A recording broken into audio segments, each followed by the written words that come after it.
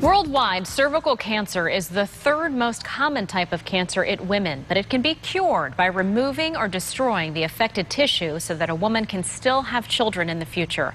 Dr. Frank Cirisano of Boca Raton Regional Hospital joins us this noon to tell us more on this, about how to prevent it, treat it, and some cutting-edge technologies. Good afternoon. Thanks for being here.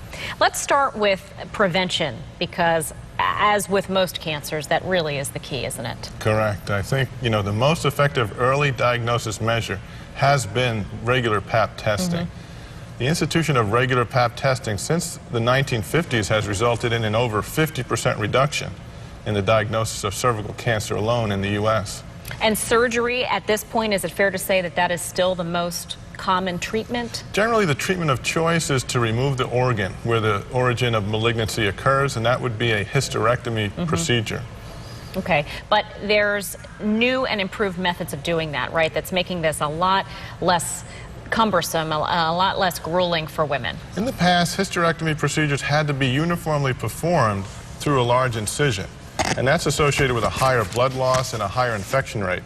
More recently, the initiation of the procedure through the belly button incision or through the robotic laparoscopy platform allows the procedure to be done in under an hour, and patients can often go home as an outpatient. Wow. Now, you brought some things. I want to make sure we get to these. You brought sort of some props for us to kind of show us what you just mentioned. With the robotic platform, the incision needed is usually done through the belly button. And the size of this incision is approximately 8 millimeters, which is smaller than the size of a dime. Wow.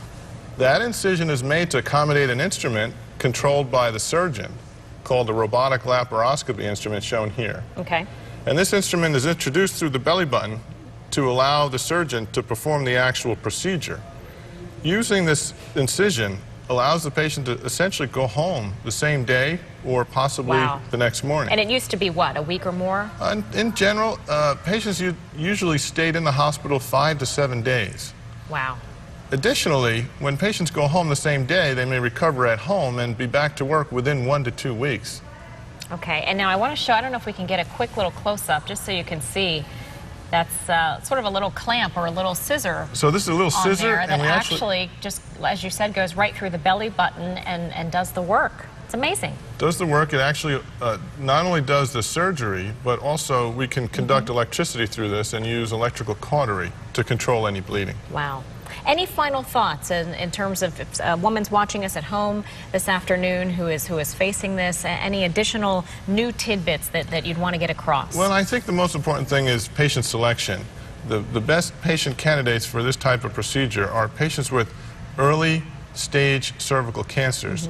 And if the patient presents with an early stage cervical cancer, I think robotic laparoscopy is probably their best option. Okay. All right. Well, thank you so much. I really learned a lot in this segment. I'm sure folks at home did as well. Thanks for coming in. Thank you, Lauren. And Boca Raton Regional Hospital does sponsor our expert and underwrites our Ask the Doctor feature.